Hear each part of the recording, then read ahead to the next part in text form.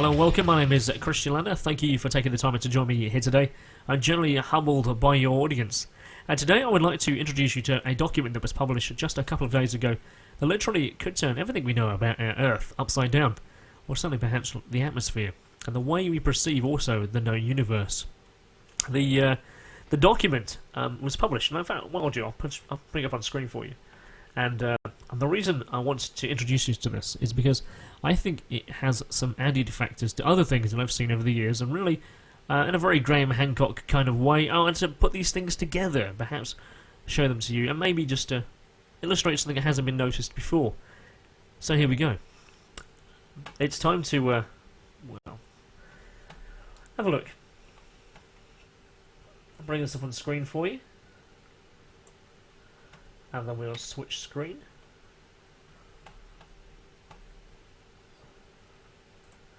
Well, there you have it. You've probably read that title already. It's an article that's published in the American Journal of Modern Physics by Ruggero Mario Santilli. Apparent detection via new telescopes with concave lenses of otherwise invisible terrestrial entities. Now, if that doesn't sound like absolutely fantastic information, I don't know what doesn't. So let's just have a quick look down this article, and then we're going to go into a bit of investigation behind who this guy is, and then also bring in the data, the video, the pictures. So I think certainly plays a part into what may have been discovered here, or certainly can at least to add to it, even if it's just a small part. So let's have a look at the abstract of this science journal. So let's have a quick look. So I'm reading it here on my tablet, so I don't have to turn around on the screen. So the abstract is, by using telescopes with concave lenses known as Santilli telescopes, which is trademark is patent pending by the US publicly traded company called Thunder Energies Corporation, which we're going to have also a look at in just a moment. We review preceding evidence for the apparent existence of antimatter galaxies, antimatter asteroids, antimatter cosmic rays. Independently from these astrophysical detections, we present for the first time evidence of the apparent existence of entities in a terrestrial environment that are solely visible by these telescopes with concave lenses, while being invisible to our naked eye, and to conventional Galileo telescopes with convex lenses, which entities leave dark images in the background of digital cameras attached to the Santilli telescopes.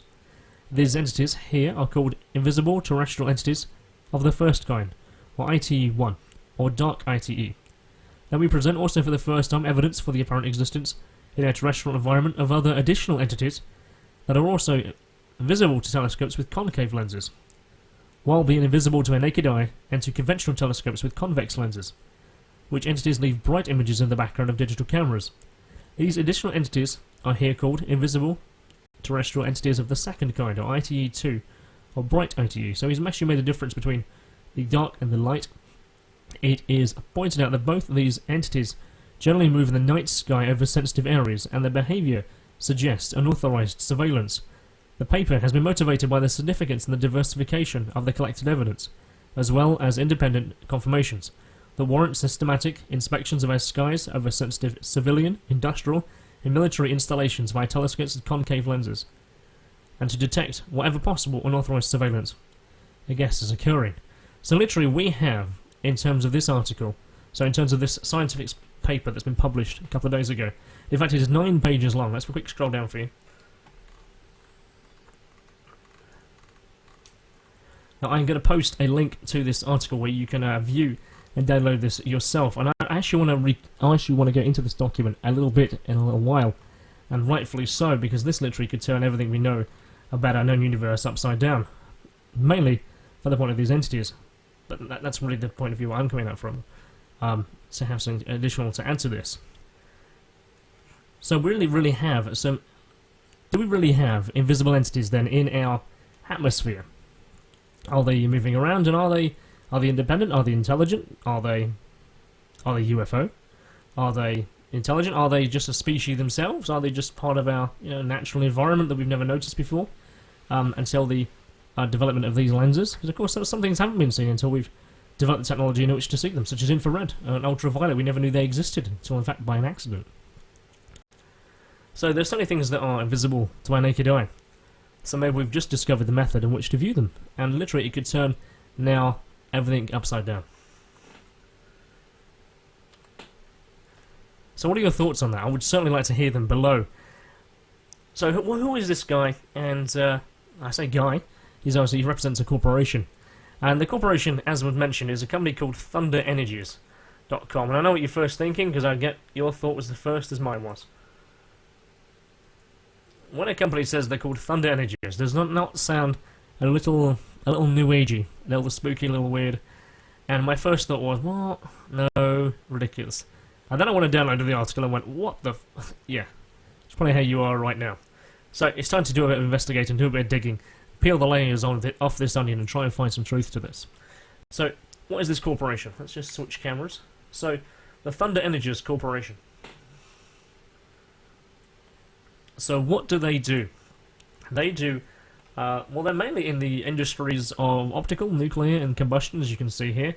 They certainly have a ton of patents brought to them, and they certainly are introducing lots and lots of new technologies that are more green-orientated, which I found quite fascinating. And so let's have a quick look at this company and who they represent. There's also a nice breakdown here, who this Ruggero Mario Santilli actually is. And I think if that's not an impressive resume, I don't know what is. This guy literally has been everywhere. Everywhere from NASA to MIT. In fact, let's have a quick breakdown of it, in all fairness. Dr. Ruggero Santilli was born and educated in Italy, where he achieved his PhD, the highest education possible, in mathematics and science. He's the chair of the nuclear physics at the Avogadro Institute in Turin. In 1967, Dr. Santilli was invited by the University of Miami in Florida to conduct research for NASA. He since then moved with all his family to the USA, where he subsequently became a US citizen. In 1968, he joined the faculty at Boston University under support of the US Air Force. He taught physics and maths to prep courses and post-PhD courses. In 74 to 77, he became MIT. He 1978 to 83, he was a member of the Department of Mathematics at Harvard under support of the US Department of Energy to study quantum mechanics. In 1984, Dr. Santilli also became the president and director of physics at the Institute of Research, originally located at Victorian Eye House in the compound of Harvard University, and moved there to Florida in 1990. Santilli is the author of 250 technical articles. He's also wrote 18 PhD courses, monographs in physics, cosmology, superconductivity, chemistry, biology, and is noted the world over. He's the founding editor of 3 science journals in mathematics, physics. He's the editor of several others. Santilli is known for the mathematics and discovery of new numbers, now called the Santilli ISO, Geno, Hyper, and isodelium numbers. He is also hadronic mechanics. He's the originator of physics of that.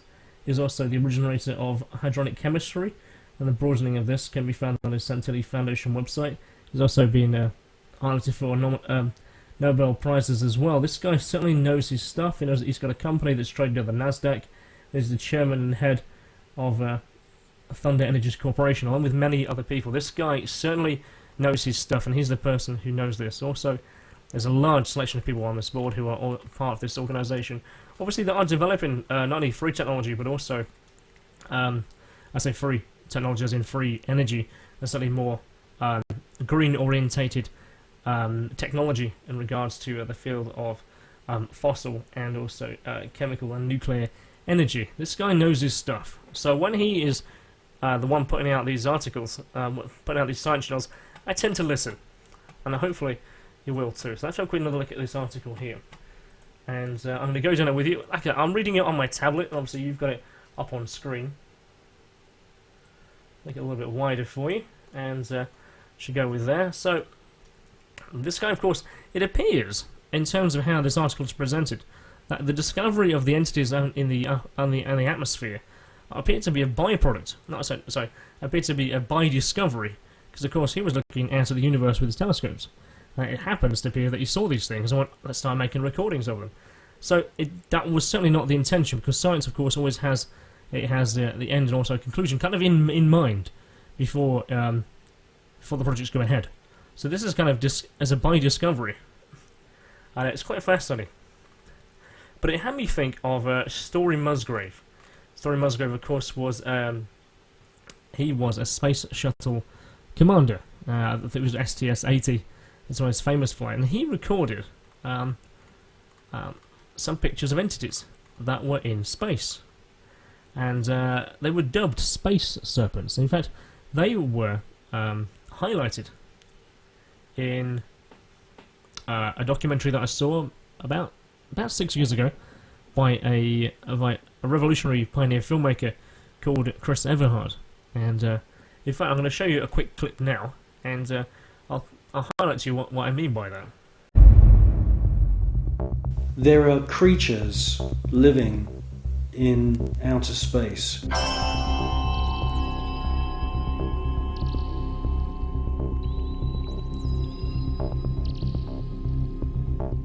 And I'm the first one to realise how crazy that sounds. Scientists would immediately say, well, that's impossible. There's ultraviolet radiation in space. Without having a craft around you, you'll die. Well, all I can say is that these, I call them space serpents, they do exist.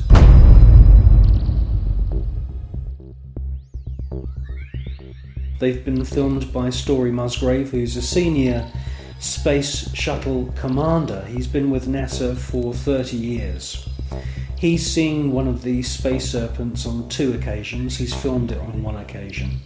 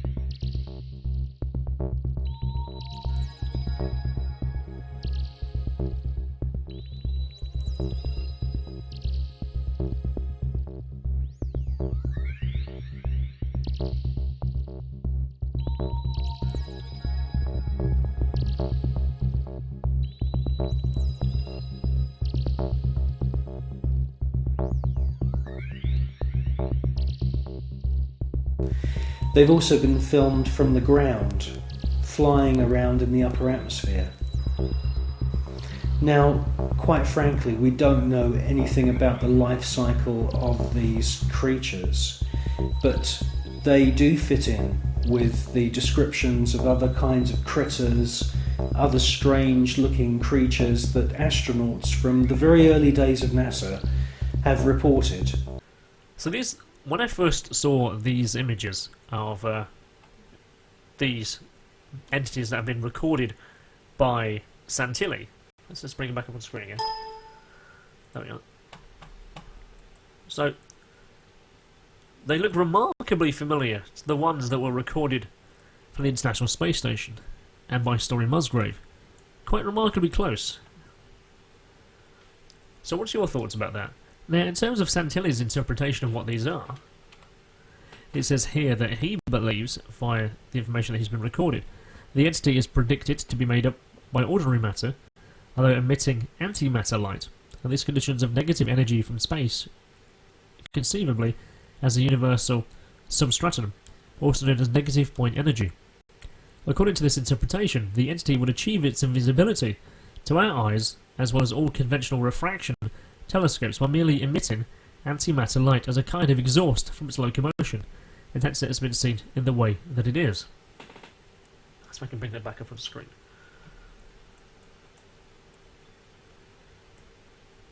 Let's nice quick look at this Fig 4 here, so Fig 6 here, and highlight. I'll just read that through for you. Views of an ITE-1 independently taken by K. Brinkham from the night sky over St. Petersburg, Florida on September the 20th, 2015, via use of a pair of 150 Galileo Santilli telescopes. Under a series of 3-burst rapid shot, the entity is clearly an ITE-1 because of their terrestrial environment, i.e. it's on Earth, and also it is only visible in the Santilli telescope. It produced a dark image in the background of the digital camera, and this entity too only moves with respect to an image caused by the impurity of the telescopic lens, and as it rotates, And it makes some interesting conclusions to this too. So let's look at those other ones too. These other images as well. So do we really have visible craft operating in our atmosphere? I certainly think if they have to take that seriously. Because if they are independently observing us, what are they doing? What's their purpose? What's their knowledge? What's their society? Are they earthbound? Are they extraterrestrial in origin? Are they terrestrial in origin? Are they nothing more than curious observers? Or in fact, are they natural entities that exist up in our atmosphere? That's why you've got this strange shadowing effect. But this appears to be one entity in space, or in free space, shall we say.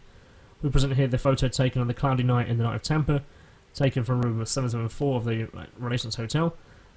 It's got the type of camera that was used, it's got the exposure time, connected to the Galileo and the Santilli telescope, so he kind of has them running next to each other. So all photos were taken as simultaneous remote shutters. No view from the telescope is here reported due to lack of meaningful image.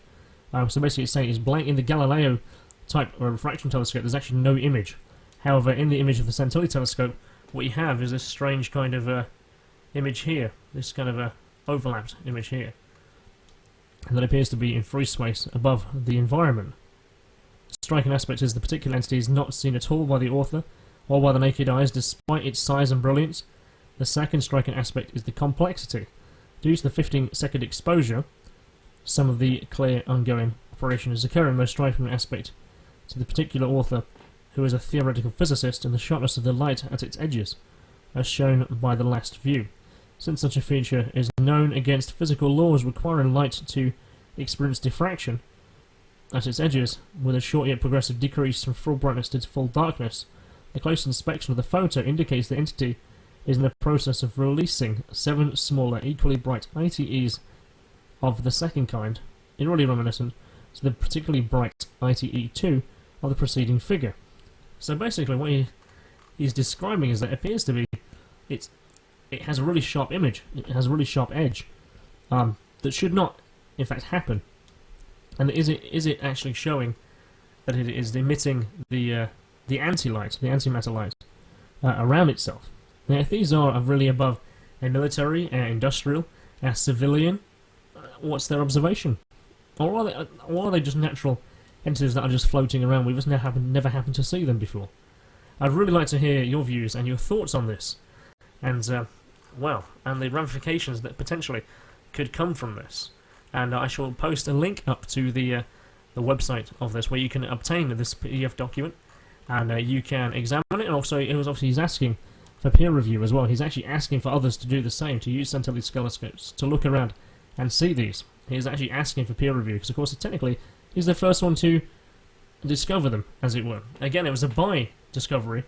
Not was the intention of the telescopes to be constructed in the first place.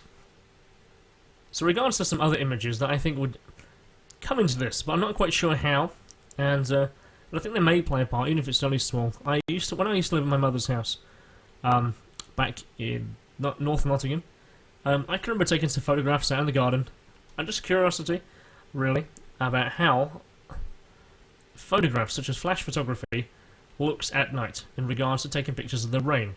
Really, because I was looking for some comparison pictures against those who took pictures of what people were claiming to be the phenomenon known as orbs. So I was looking for comparison pictures of how it looks. But when I took pictures, occasionally I would get something that I did not think was an orb, or just suddenly did not fit that description of what an orb is. My personal belief is that orbs do not exist in their spiritual sense, as some would claim. They are in fact just light reflection of raindrops. But some of the photographs look a little different, and I've got a video clip of some of them to show you. So this again is just a number of this is just a number of the shots that I took of things that might not just be orbs. This is the one that was taken during the day.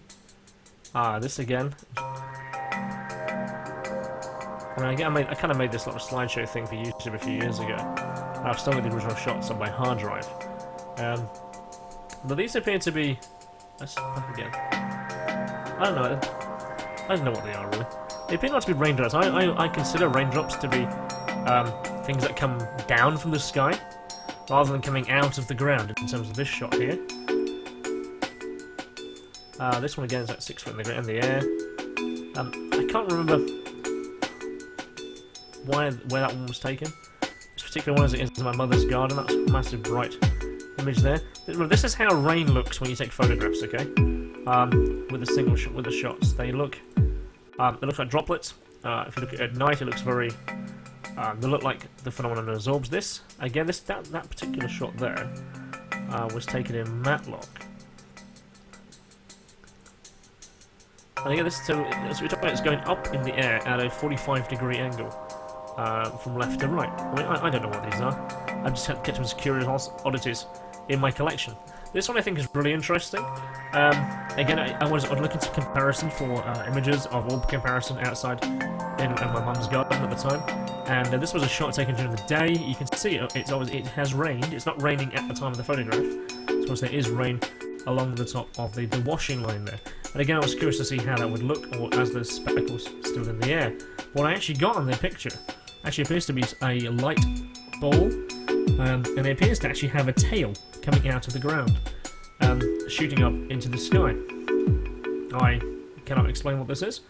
Maybe it's just an anomaly that I have no knowledge of. Hopefully there are some experts out there who can go, you know what, that's exactly what it is. Jobs are good and I can just name it and put it to bed. But again, I kept these curiosity anomalies as a little photo selection. Obviously I put them onto this clip slide onto YouTube.